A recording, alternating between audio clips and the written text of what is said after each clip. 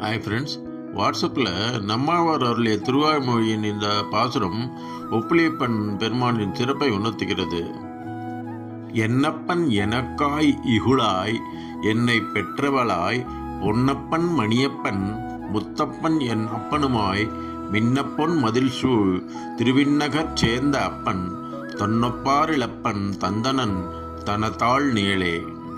அதாவது, எனக்கு தந்தை, தாய், தோழன் என அனைத்து உறவு முறையாகவும் இருந்து மின்னும் பொன் மதில் சூழ்ந்த திருவிண்ணகரில் வீட்டிலிருந்து தன் திருவடி நீளை எனக்கு அருளினான் என்று போற்றுகிறார்.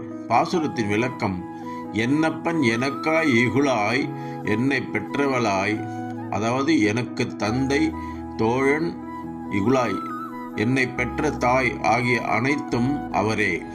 பொன்னப்பன் மணியப்பன் முத்தப்பன் என்னப்பனுமாய், அதாவது பொன், மாணிக்கம், முத்து போன்று விலை மதிப்பற்றவன். மின்னப்பொன் மதில் சூழ் திருவிண்ணகர் சேர்ந்த அப்பன், அதாவது ஒளிரும் பொன் மதில்களை ஒளில் எழுந்தொருளியல்லவன்.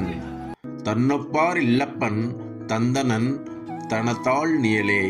தனக்கு நிகராக எவரும் இல்லாத அந்த இறைவன் எனக்கு தன் திருவடி நீளை அளித்தான்.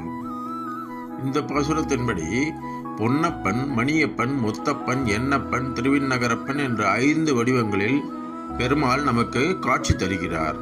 பொன்னப்பன் பொன் போன்ற மேனியுடையவன், இவர் சன்னதியிலே தரிசனம் தருகிறார்.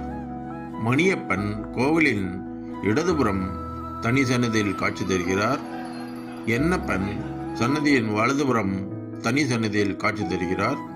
முத்தப்பன் கண்ணாடி அறை சேவையில் காட்சி தருகிறார். இந்த 5 வடிவங்களையும் சேர்த்து திருவிண்ணகர் பெருமாள் திருவிண்ணகர் சேர்ந்த அப்பன் என்று அழைக்கப்படுகிறார். திருநாகேஸ்வரம் அருகில் உள்ள இந்த தலம் ஒப்புளியப்பன் கோயில் என்று போற்றப்படுகிறது. இது 108 திவ்ய தேசங்களில் ஒன்றாகும்.